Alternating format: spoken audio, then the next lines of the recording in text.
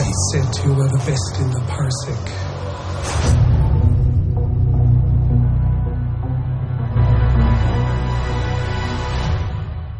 Welcome to Parsec Passion. Oh, they shot me. Oh, they shot the client. Oh, they couldn't kill me. Oh, didn't I have Beskar right there, right when they shot me? Oh, Baby Yoda. I don't care if he's sleeping. Get Baby Yoda out of his pram and get him over here. He's back at the ship. Oh, I'm not going to die. Where's my action figure? Listen, Mando. The client improves every show he touches. Compare client rule to what is happening now. Look outside. Is the world more peaceful since the client appeared on Disney Plus? Save me, Mando. Save me. Oh, so sad and emotional for all of us. Hold on, this is the Parsec Passion podcast where we cover The Mandalorian. This week, spoiler alert, we're covering The Mandalorian Chapter 7, The Reckoning. My name's Bubba. And with me, as always, is somebody I like to call the Dropper, derogatorily. It's Catfish. Catfish, how you doing? I'm doing so good. Bubba, you know what? I was super concerned. Concerned? You're so good at these podcasts. I was afraid that you may have been programmed in a lab. But then I realized it can't be true because you're just too ugly. Wait, what are you talking about? Listen, I am a strand cast. Look at me. I'm totally a strand cast. No, like Yoda, like Twoda, too ugly to be fake. Heck yeah. Chapter 7, The Reckoning. We're giddy about it, silly about it already, but we need to know your ranking out of 10, Catfish. What are you going to give to Chapter 7, The Reckoning? You know, we have a thing here, Bubba. We are the Double P Podcast Network. Mm-hmm. And we like to give our ratings in doubles. But even if we were not the kind of people who gave the rankings in doubles, tonight has to be the Double A. Double A? Yeah. Ancestral Artisans. So I am giving today's episode of The Mandalorian 9.5 Ancestral Artisans. Out of 10? I loved it. We had the whole gang back together. We had Greef. I know that's going to make you happy. We had Cara. For a second, I thought we had Cara fighting Berg, a.k.a. Clancy Brown. It was just somebody who is almost as ugly as him. We had IG-11. We had Ugnulty. And we had the client.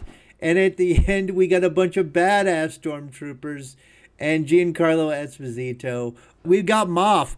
What a group of people. We got the band back together, and I loved it. A lot of stuff was just patently ridiculous. Ever trusting Greef, patently ridiculous. Bringing Twoda along with you, patently ridiculous. To think they could get out was all so ridiculous and outrageous, but I don't care. I loved it. 9.5 Ancestral Artisans out of 10. Bubba, what's your rating for today's episode? Catfish. I love this episode so much, but I cannot give a 10, meaning a perfect rating, to any episode that killed the client. So I am going to have to, for that reason alone, drop this down to 9, what I like to call double U's. Double U's? Ugnaughts. That is the pot calling the kettle black. Ugnulty is dissing people, and yet he needs a mirror. He doesn't need a mirror anymore. He needs a casket. Wait a minute. You don't think he's dead, do you? I mean, I hope that Ugnulty's not dead. I want to imagine a world in which Ugnulty and the client's like, I'm so glad to get out of all that business. I would just like to go somewhere and drink and speak very quietly so as not to disturb anybody. Let's go, Kuiily, you and me. I would watch that show in a heartbeat. I am telling you. I thought that I would be on this show for 5-6 seasons and make a lot of Imperial credits. Son of a Beskar. Yeah, 9 out of 10. So much fun. So I have been begging this show to get back serialized, And so I can't punish it for doing what I wanted it to do, even if it did kill the client. Loved it, loved it, loved it. Listeners, once again, who cares what we think? We're over the moon, but who cares what we think? We care what you think. Write to us. We're part of Double P Media. So write to us on our social media accounts. Twitter and Instagram, we're at Double PHQ. That's the word double, one P, a single P, and then the letters HQ for headquarters at Double PHQ. Facebook.com/Double PHQ. Whew. Wow, that is a mouthful. You said it, my friend. Oh, so I am just so ready. If you're somehow new to the Parsec Passion podcast, every week we've been giving our Mandalicious lines of the episode. We've been giving our good griefs. That's great moments in the episodes and or good moments for Carl Weathers. And also our griefs beefs. That's where we don't like anything in the episode or somebody has upset Carl Weathers. I can't wait for those, which we'll be going over at the end of the episode, because I am ready. I am ready for all three. This episode kind of had everything, didn't it? I mean, it had it all. It had all the people we like. It had double crosses. It had triple crosses. It had it all. It had. I mean, we saw people that we wanted to see again. We wanted to see Ugnulty. We saw, it's typical with this show, plans summarily abandoned due to Mando's hatred for all things Android. It was good. It was emotional. And again, there was a lot of stupid stuff.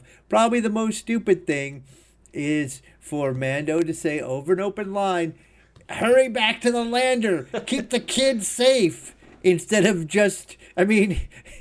the Ugnaught knew he had the kid. He did not need to say he had the kid and alert the other people. Catfish, before we go any further, and we're so excited to talk about this episode, Chapter 7, I think we need to once again read some wonderful podcast reviews we've been lucky enough to receive from the people we like to call double L's. Loyal listeners. Double now, they're L's. also greedy listeners, because at the end of this season of The Mandalorian, we're going to be giving away some TWOTA/Mando prizes. We're going to put all the names of people who've given us written reviews on either iTunes, Stitcher, or SoundCloud, or Google Play. We're going to put them in a bowl and then pull names out of the hat to give away these prizes. And let's get to these reviews right up top. Let's do it.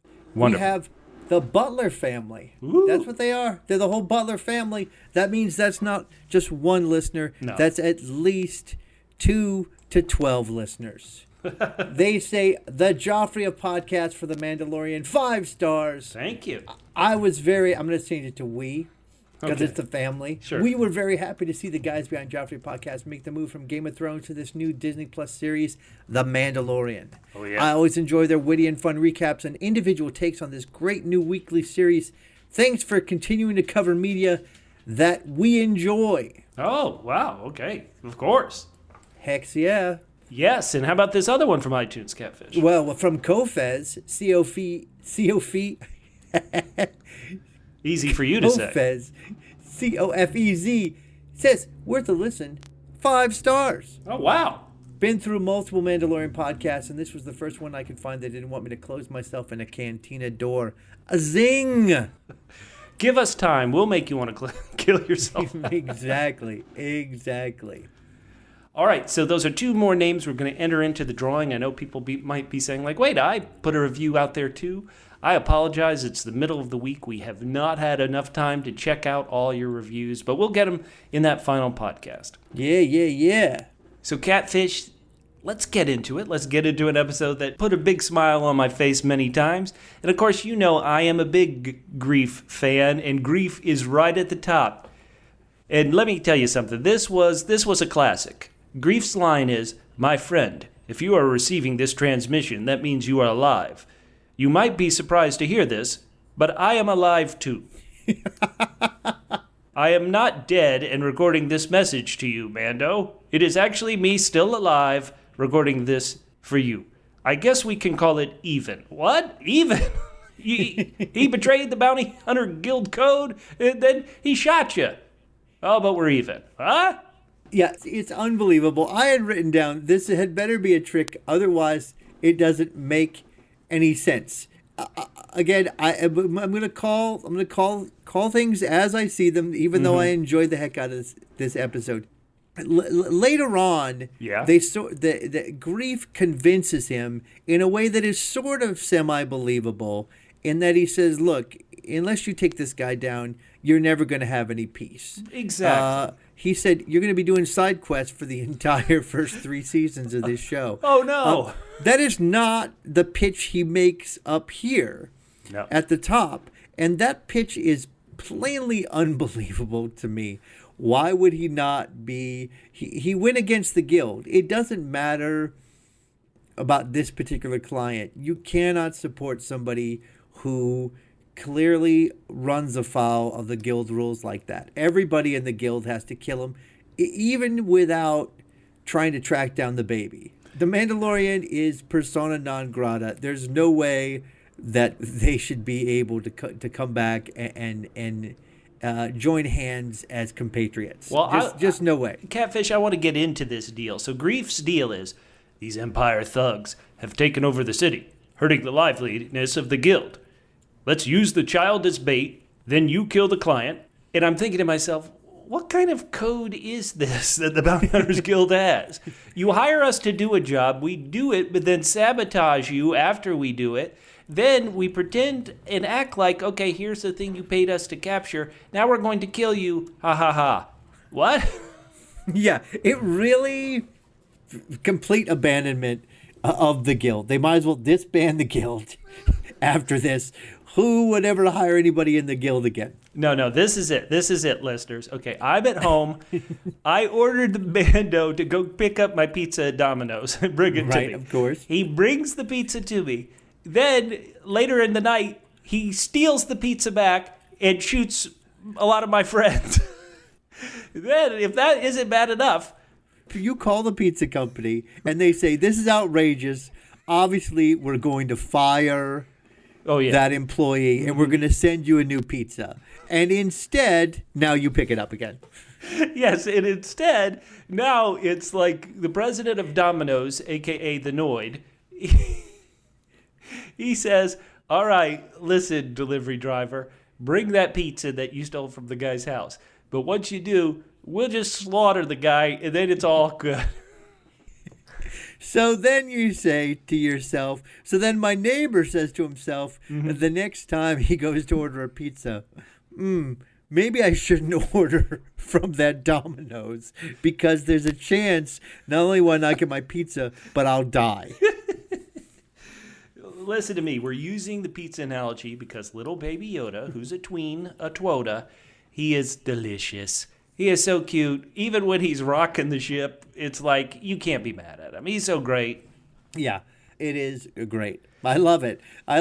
So, of course, he figures, yeah, this sounds great. Why not? So he goes to pick up an old buddy of his. Cara Dune. Cara Dune, who it wasn't until afterwards that I was like, okay, I guess that is not Clancy Brown. It's not even really the same race. It just it was such a fast fight. It took me a little while to figure it out because I thought that would be strange. That would be real strange. No, she is fighting a alien who is Darth Maul's race. And I always mispronounce these aliens, but this is a Dathomirian. How would you pronounce that? Dathomirian. Dathomirian? Yeah, maybe that's not without Darth Maul's. Dathomirian. So both races, Clancy Brown's character Berg last week, and then this character this week, they're both humanoid aliens with horns on their head. But Darth Maul, as we know, had multiple horns, just like this did.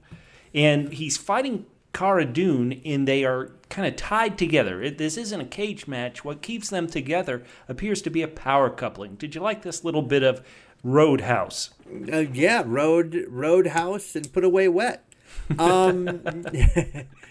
Yeah, no, it was fun. I mean, we knew she's going to be badass. She's going to take care of business. And again, this is kind of what we assumed she was cast for because she's able to do a lot of the stunts, presumably herself, giving it more verisimilitude. I assume that all these people that she is fighting with who either have no lines or just a few lines are just actually stunt guys. No, I hope they're like, hey, win a chance to be in the new Star Wars TV show. Now, I hope they're all Amaze winners. This is the funny thing. I noticed that Twota is there, and this is a problem that I have. Is that I realize this is my own personal problem. Of all the things that people can complain about me with this show, this is the one they can complain about the most. I'm upset when he leaves Twota behind because Twota gets into shit. But I'm also upset when he brings Twota places because Twota shouldn't be seen.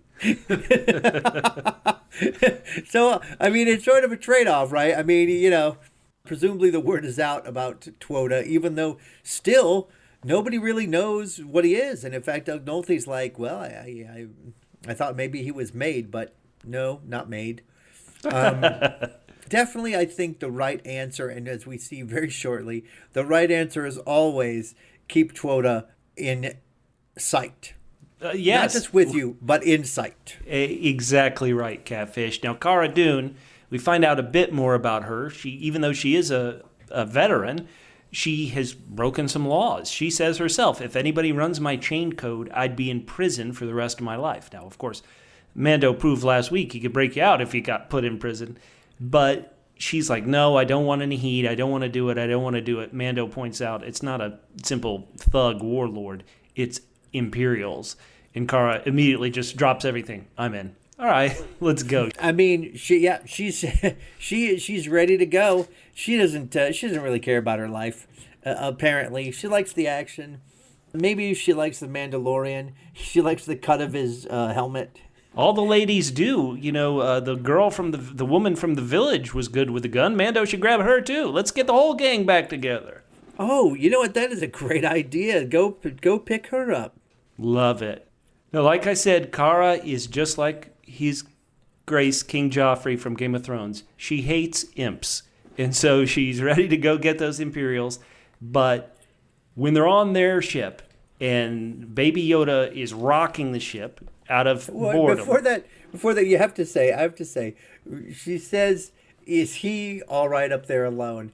And I wrote down, hell no, before anything ever happened. And just knowing, Twota, that guy is he's like a little kid. You gotta put childproof locks on everything, including the flight stick.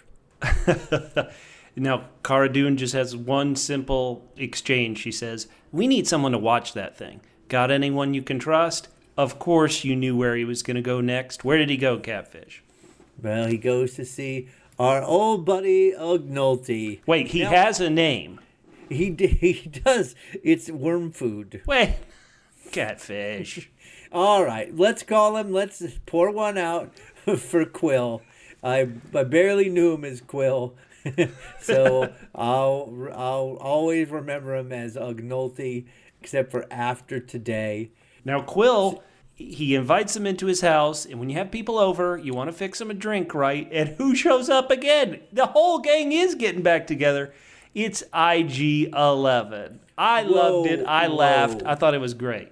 Well, before that, Ognolte does say, this one is too ugly, and I thought the same thing. Yo, that is the pot calling the kettle black. Come on. IG-11 reprogrammed? I don't trust him. I trust him maybe a little bit more than the Mandalorian. They did a lot of focusing on the robot. I know what he thinks about as much as I know about the Mandalorian things. Both very expressive with the helmets on.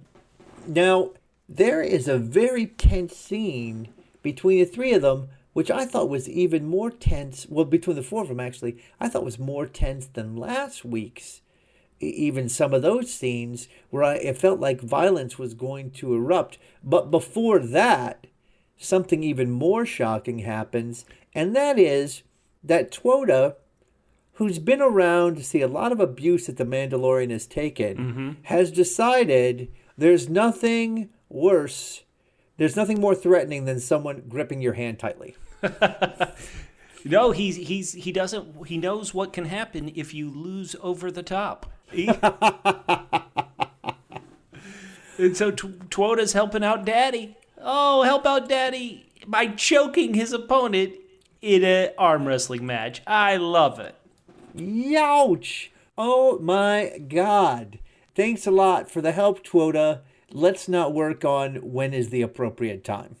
Once again, we pointed this out before, but with characters like Emperor Palpatine, Darth Vader, Luke Skywalker, all alive at this time, it's still people have a hard time believing and understanding the Force. Even a former rebel like Cara Dune, they're like, "What's going on?" I don't know. This explains the incident with the Mudhorn. Yes. Nobody's heard of the Force. This is incredible. It is incredible, especially considering this so-called guild.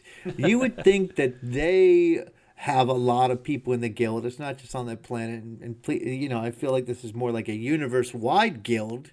Maybe I'm wrong, but at the very least, you've got people hitting a lot of planets, and it feels like in the guild hall over some drinks, this kind of information would have been spread. It seems unlikely, but there you go. That's what they've decided for this season, that no one's going to know about the Force, except for, well, it used to be the client, maybe, but he's no longer with us either. Hey, don't stop bringing up that painful memory. Oh, man. So build a better Bjorn Right. for him. And then he also says that IG-11 can babysit Twoda. Oh, boy, not good. And it wasn't until they left the planet, and I was like, once again outraged, why are they bringing Twoda? I was like, I guess they really did not trust IG-11 at all, but then why did Ugnulty come along? It all seems rather strange. Catfish, I thought you would be excited that they brought along 3 blurgs. That's a blurg. The blurgs come too. I have spoken. Man, Quill, it's his way or the highway. Yeah, well, you can do it your way now if you like. Now, Quill, once again, we do need to pour one out for him. The poor guy has lived a tough life, 3 of our lifetimes. I fought on the opposite side. So he was with the Empire. He served the Empire for 3 human lifetimes, seemingly. And yet somehow, now this part didn't make so much sense, he's saying he got his freedom from the Empire for doing all that. I can't believe the Empire would be nice enough to let anybody go, even if they did pay off a debt. That was crazy. Well, the only thing is they seem to have kind of broken up a little bit. And so maybe it could have been sold better if he said, basically once it broke up, I was able to get away or something. I don't know. Now, up in the cockpit, Mando and Cara Dune have a moment when IG-11 comes up and he tells them, I have prepared second meal. Second meal? Is this like the Hobbits where they get first breakfast, second breakfast? What's going on here? No, second meal is the second of four meals, because you have fourth meal at Taco Bell. That's true. Once you really get the munchies, once you've been to those pleasure baths, the Twi'leks, you got to have some. I loved the moment. So they go back to Navarro. It's like, oh, we got to go back to Navarro. Got to go back to Navarro. You're right. How in the world can you trust Greef? Greef is there with other members of the guild, we're told. And out of the Mando ship comes him, Cara, and Quill, all on blurgs. Hell yeah. We will ride out in force to find these villains. Sure. I mean, they could have parked closer and walked, but whatever. Listen, you wanted to meet him where there wouldn't be any spies, so you go out to the lava fields. Come on. Sure. Out to the lava fields. Now Greef, let's give Greef some credit. Greef is smart. He's like, the lava fields are sick with Jawas. They're always here. Somebody better stay here and guard the ship, not knowing that IG-11's on board. And Greef is right. Well, admittedly, it was a different planet, but anywhere there are Jawas around, they can strip your ship quick, including a Twoda. So be careful, Mando. They can. And I guess Ugnulty told IG-11, only look out for Jawas. Don't protect me at all if I'm being chased. IG-11, programmed within an inch of his life, cannot make any decisions other than the parameters he's given. Greef, now that he's seen Twoda, Greef never saw a Twoda before. He gives this, Greef has been doing nothing but classic lines all night. He gives this when he says, this little bog wing was what all the fuss was about? What a precious little creature. I can see why you didn't want to harm a hair on his little wrinkled head. Greef, a true wordsmith. I don't believe that Greef is this sentimental. How about this? He's also pulling a Rick Steves as he says, "The sun sets fast on Navarro." But before it does, you should see the great divot of Navarro. 3 triangles. So he gets him out of there. In an episode filled with so much, every little detail is fun. They're going across these lava fields, and there's some little alien coyote with patchy fur there. I love that detail. Love it. They are camped out for the night, and Greef has another classic, "Guess this little bugger's a carnivore." I guess the client wanted it for his highfalutin menagerie. Greef, laying it on thick. Man, but one of my favorite lines, soon shortly to be said by Greef. I just love it. There's a couple of bits that come up here that are so classic, but I still love them. Mm-hmm. My favorite one is this is an example of it. Trust me, nothing can go wrong. Ah! I wrote in my notes, Greef shrieks like a little girl. It's just so good. It's so good. Hell, it reminds me of Samuel L. Jackson from the Shark movie. It's so good. Oh, yeah, that's a spoiler for that Shark movie. That's why I've been very, very, very perspicacious about mentioning the name of it. But yes, the "Trust Me, Nothing Can Go Wrong" is great. And then we get even more, as if we haven't had enough. So far, we've had a friggin' Jurassic Park attack from these dinosaurs. It's great. It's right, Danny and her dragon saying, okay, we're going to take over Navarro with fire and blood. But what's important here is that so far, we have only seen Twota help out in battle. It's only been sort of you would think of Twota so far as a sort of offensive force. So this is the first time we see Twota do any healing, which is something really good to know about. And also, once again, adorable. When Twota is done and is spent and just falls over, that is adorable. Greef has got this poison in his arm. Right. Everybody's like, look, oh, it's spreading. What can we do? Has anybody got this? No. Anybody got this? No. Anybody got a Band-Aid? No. Water? No. It was up to Baby Yoda to save the day, and he did. He saved my boy Greef. Wonderful Not before Greef was very concerned, because he says, he's trying to eat me. Greef, listen, brave Greef is the best Greef of them all. Oh, man, it is so good. Now, do you believe, this isn't a wrestling show, but did you believe the heel turn? And I'm once again, I think Greef is in the right on this, or has his opinion on this, but he decides not to double-cross Mando and shoot the other guys. What'd you think? This is another one of the things that you see all the time that makes no sense, but everyone buys it, but I love it. Is, in any other case, if someone starts shooting and you're concerned, you just start shooting back. You know the only time you don't start shooting back? When? Is when you know, even though you have no reason to know, that person who's shooting isn't going to shoot you. So in other words, if Greef had been shooting at them, they would have shot back right away. But because they know, although they can't know, that he's not shooting them, they don't point his gun and shoot right away. Because otherwise... You mean Mando and Cara don't pull their guns and shoot at Greef? Right, exactly. In any other situation, they would have pulled their guns out and shot right away. Not sat there and go, well, okay, he shot some people. Now is he going to shoot us? What if Greef just turned out to be a serial killer? And this was... he was going to kill everybody. I love it. Okay, but Greef turns good. You knew we'd get some good Greef in this show one way or another. Oh, man. We had a lot of good Greef. We had a lot of good Greef tonight. Yeah, what do you think of the plan? So the idea is we're going to pretend that Cara Dune captured Mando and handed Mando over to Greef. And they're going to go into the city, which only has 4 stormtroopers, okay? That's all he ever travels with. 4. Got it? Good. Okay. Okay, but can you explain this to me? Yeah. Why? I understood after the fact why they brought Baby Twota. even though it wasn't really fully explained. It was because he didn't trust IG-11, and for some reason he needed to bring Ugnulty. Right. I don't understand why they bring the baby all that way and then say, you know what? No, let's not bring the baby in. Let's just bring in the empty Bjorn. What did I miss, Bubba, that made them change their plan from bring Twota to not bring Twota? That's a good question. Is it possible that they were up near the town and they could see it was overrun with stormtroopers, not just 4?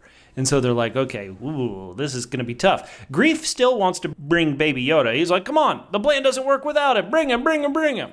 Well, the plan for sure does not work without him because they're checking out Greef's chain code. You can bet that somebody would have forced them to open up and show the thing. Now, maybe you can say they don't want people to see him.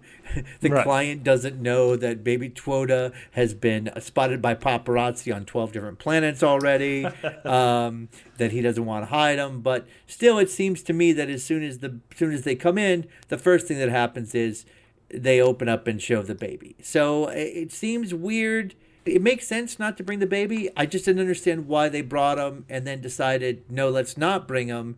The only thing that really does is send the baby back and gets the baby taken and Ugnulty put down. But logically, I don't see it. Put down? What an odd way. They put him down. They put him out of his misery. Oh, I have spoke. I will no longer speak. How about this? Did you like this little bit where not only do these speeder bike guards not care about seeing Baby Yoda, they also really just care about, hey, what are you going to do with all that Beskar armor when you're done? Greef, I'm going to put this helmet on my wall. Yeah, I like that one. That's a good one. I don't even know why the Mandalorian bothers. He knows what's going on. Right, here. he knows it's a ruse, but he's still like, on your wall? Come on. Now, I also love, first of all, we see the client, and they give him so much good stuff. First of all... How could they kill him? How could they kill him, Catfish? First of all, he goes on this great... Well, who says he's dead? IG-11 wasn't dead. Amen. First of all, he goes on this long rant about how great the Imperials are. You know, that the system improves every planet it touches.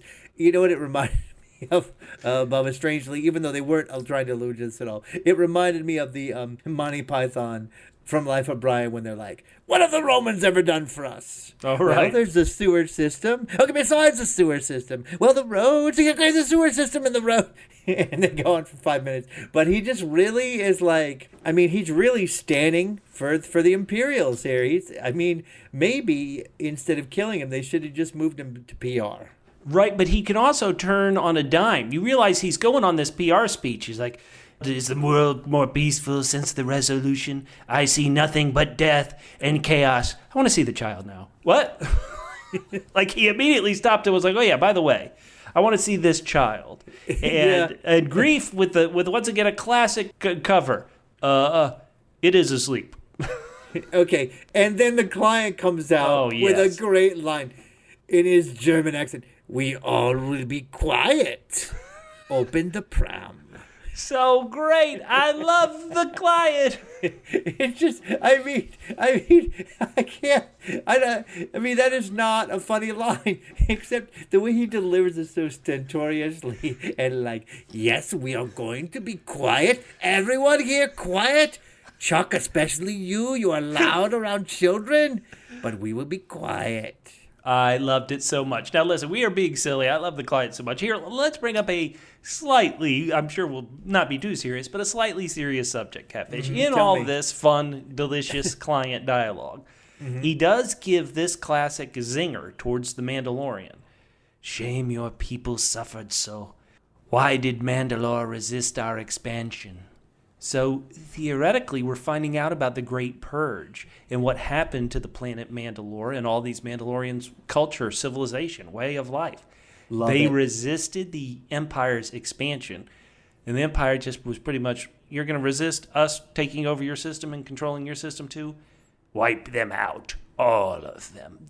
Damn, they are done. I love that little bit of world building. It was super nice, along with the great... I didn't write this down, but also funny. Excuse me, I need to take a call. Don't take it personally. Yeah. I don't mean to be rude. We needed Jar Jar there just to be, how rude. I've been waiting for this call. Hold on, but I will be quiet though, so as not to wake up the child. I've been waiting for this call for so long. K-Rock 100 plays the greatest hits. Did I win? Oh, it's Moff Gideon, damn it. Yeah, so Moff Gideon. What do you think about... I think we've already talked about this on our preview podcast, but anything you want to say now that we're getting this great actor, Giancarlo Esposito, he's joining in on the fun too. I'm sad because he is obviously replacing the client. No! As the big bad, and we love Werner Herzog in this so much. Werner's going to be sad too. Apparently, he's having separation anxiety from hanging out with baby Twoda. No. He may be the first in line for the Twoda plushie when it comes out in May. He's going to be calling people. I need the baby Twoda. Please send it to me. He might just start doing more scenes in his living room with the baby Twoda when he gets it. Now, there was a bit of oddness about this scene in that Moff Gideon already knows that Twoda isn't there. He knows this. How does he know it? Now, here's the thing. I thought that too, but then I thought he might be making sort of a joke. And this is why I say, in other words, if someone says, if I'm outside your house and I say, how's the baby? And you say it's sleeping, and then I explode something outside your house, which is likely to wake your baby. And then I say, how about now? Or check now. I thought the same thing. It could be either one of those things. He doesn't seem like that much of a joker. Maybe Moff has some sort of, tracking device and so knows that Twoda is not in the immediate vicinity. That's what I thought. The tracking fob would have told that. That's what I assumed. Yeah. But he wasn't in the vicinity either. He was somewhere far away, so far away that he had to ride a TIE fighter in. Well, but he wasn't that far away. I mean, he basically got off the phone true. and landed. Okay, good point. So it could go either way. It makes more sense the first way you thought about it, especially since Moff doesn't seem like that kind of sarcastic bastard. Are you sure the baby's asleep? Now, the Banta Voodoo has hit the fan. Outside, there are those black stormtroopers, which we were called Death Troopers, which we first saw in Rogue One, a Star Wars story, when they showed up at the very beginning. Presumably, they're better shots. Oh, snap. Poor Greef kept selling this as, look, there are four stormtroopers, and now it's a friggin' battalion. And then a TIE fighter comes in. And I have some toy craziness going on. So a TIE fighter comes in, and as a kid, you're always like, well, how exactly would this land? Are the wings strong enough for it to just land and stay up on the wings? But in this case, the wings fold, and legs come out of the cockpit area, the ball of the TIE fighter. He pops out of the top. I loved it. Then the second thing, which is also a toy fun thing. In come more stormtroopers on this transport vehicle that brings them in. This transport vehicle is identical to a Kenner toy that came out in the 80s that was called like a troop transport, which was you never really saw in any of the films. And here Favreau has brought it to life. I'm getting my action figures ready. I'm going to Kenner. I'm like, hell yeah. I loved those callbacks. Awesome. We should note that when Moff Gideon gets out of his TIE fighter and he walks, he's wearing a cape. Point one, that he was that character we saw a couple episodes ago. But as he stepped, I turned up the volume on my TV. I didn't hear those jangles, those spur-like jangles as he stepped. So maybe he isn't the mysterious figure from a couple episodes ago. Or maybe he's just wearing his dress uniform, which doesn't have the spurs. Right, he was on Tatooine, he had the spurs, then he comes to Navarro, he's like, this is just too much work. Take these off. When you go to Tatooine, it's very spursy. You want to be wearing spurs. Not so necessary. He has one line that I want to spend a moment to just speculate on. Moff Gideon says, it means more to me than you will ever know. I suddenly thought he was going to go, Baby Yoda, I am your father. What? It means more to me than you will ever know. What is happening here? Remember, the client was willing for Baby Yoda to be killed. He's like, look, we want him back alive, but if he dies, we understand. And it seems that the client also knew kind of what Baby Yoda was about. So I agree with you that if there's something that Moff knows that the client didn't know, that leads me to believe that Moff is indeed Twoda's dad. You don't have any other idea? Was Twoda actually made? Was he a thing that people made, and that's why he's so important? It's confusing. We haven't seen Dr. Pershing back, and maybe he might have known more, but it's confusing. What do you think? I mean, I just think that right now I can't speculate that he really wants more from Yoda than we know you could get from Yoda. I mean, I still think it's just that, he is going to try to get all the Force juice from Yoda and take over. Well, that would be one way to do it, but the fact that he made it sound so personal, I did start thinking, God, this is crazy. What kind of connection is this? That's my DNA in Baby Yoda. The only thing that we've still kind of, there's still kind of that open speculation. And it's surprising there hasn't been more speculation, at least that I've seen, about Yoda. And is he a clone of Yoda? Is he related to Yoda in some way? So, I mean, I guess people are just enjoying it enough not to, really dig in, because Yoda's just so adorable, and he's his own thing now. So, I mean, it could be that if he is related somehow to Yoda, that Moff has some animus towards Yoda and is going to take it out on Yoda. No, I like that. I think that would be a fun reveal. How about this? Let's go a bit deeper into speculation corner. Do you think that we will get all our answers next week? Is season 1 going to be self-contained, or, just like this episode, is there going to be a cliffhanger? What is your gut telling you, Catfish? Yes, I feel like it's going to be a cliffhanger. In fact, I wouldn't be surprised if the ending of season 1 wasn't that. We've seen Yoda be in danger, but the Mandalorians kept his hands on him. I wouldn't be surprised if season 2 is the Mandalorian going after Yoda. So in other words, Yoda does not get back into the Mandalorian's hands next episode.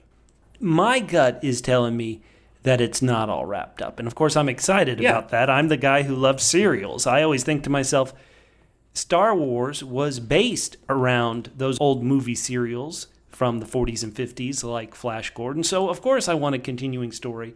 And so I am so excited, and that's what I want to see. So I don't think they can wrap it up in 1 week. Yeah, definitely not. And in fact, they will. Do you agree with me or not that Yoda gets taken away at the end of the next episode, and that's what they have to do in season 2 is go get him? I think that's a great idea. We've had so many. Catfish, I think that is the right idea, because we've had so many episodes where Mando has to go do these dangerous things, and everybody is thinking to ourselves, why is he bringing Baby Yoda into this? So if Baby Yoda is taken away, next season Mando can still do dangerous things, but he doesn't always have to, Baby Yoda won't be there for him to worry about. So I think that is a smart plan. Yeah, it's going to be sad. It's going to be sad to see Baby Yoda in danger again. Can we? Is there any way, Catfish, and any way that this is done before next November? They're filming it right now. It is so tough. How in the world could they possibly finish this to get it out to us sooner? I love this show so much. The fact we only have 1 episode left, heartbreaking. I mean, it'd be a lot easier if there was just more Mandalorians in it, because then you could just have a bunch of stunt guys and have people come in and do the voices later. Ooh, you brought up something that reminds me of something so good. In our preseason podcast, I predicted that his helmet would come off in episode 8. That's next week. Do you want to join me on that prediction, or still say no? Why Catfish? didn't they rip his helmet off tonight when he was supposedly captured? You know how much that hurts Mandalorians. The client should have ripped his helmet off. 2 things he should have done. Good. Want to see your face, and I want to see little Twoda's cute face too. They should have been both of those things. Listen, the client. We can't take off Mando's helmet. He's sleeping. All right, I'll join you. I mean, I thought it was going to come off already. I don't even know what's the point of it coming off next week. It's so that he's like, the whole idea is he no longer identifies as much as a Mandalorian as a guy who is going to take care of Twoda, right? I mean, he has to, for him to take the helmet off, he sort of has to abandon the Mandalorian code, which seems like that code is a lot of the reason why he's done so much for Twoda. So, I mean, I guess I just don't know how they're going to work that, because it can't be just he takes it off in private.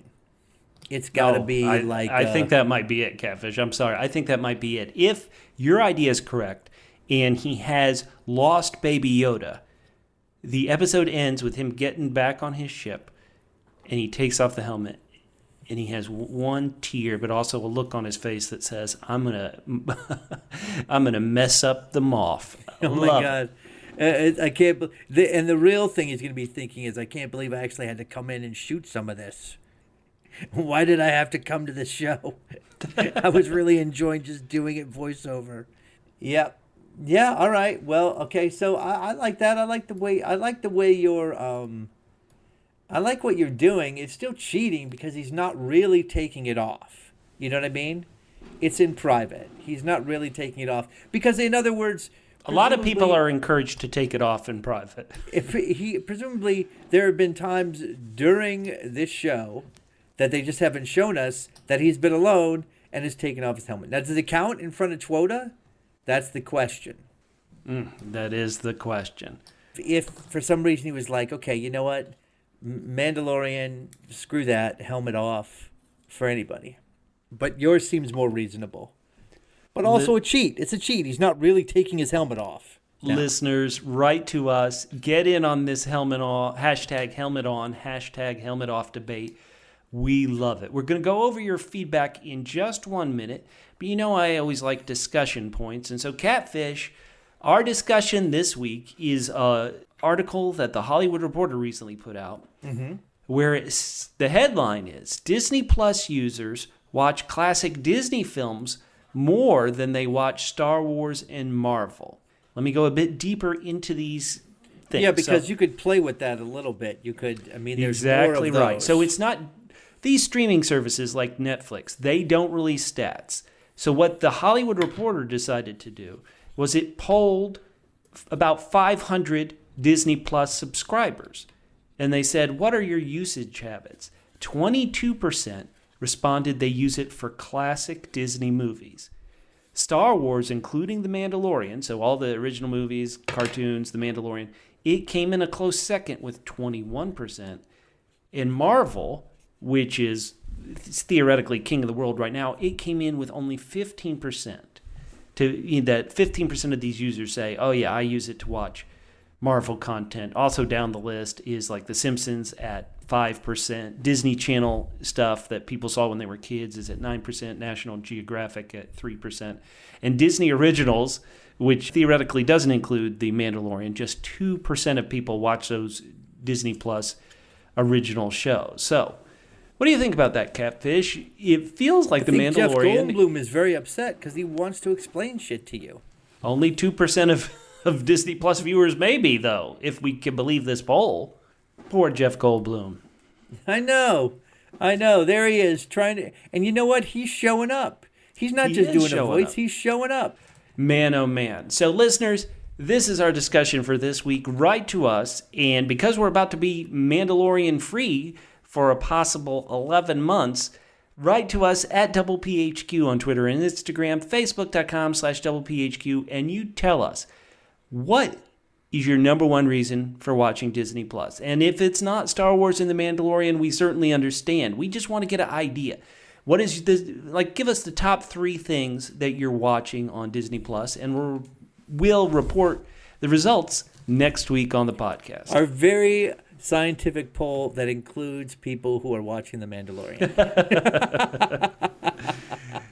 It's pure science. All right, so Catfish, once again, this is the middle of the week. I didn't have time for a lot of feedback, but down at the bottom of our little rundown, I have a couple. And we have this great poll from Pat Mann on Twitter, at PatMann23. So why don't you read this poll he put out on Twitter and the results he got from his very scientific poll. He says, I recognize the criticisms of my friends who bemoan the Mandalorian never taking off his helmet, including, feels like a shot at Ms. yeah. Pat Man. So we never see his facial expression. Now a poll, who is the most expressive? He had R2-D2, C-3PO, and the Mandalorian. So R2-D2, 50%. C-3PO, 33%. Therefore, the Mandalorian must be at 17%. That's pretty low for Mando. I actually think that's kind of high and funny. Strangely enough, the one who is the most expressive is the one who doesn't speak. Who doesn't have a face at all. R2-D2. C-3PO speaks and is very hoity-toity with his British accent. And C-3PO's always emoting. But the one they call the most expressive is R2-D2.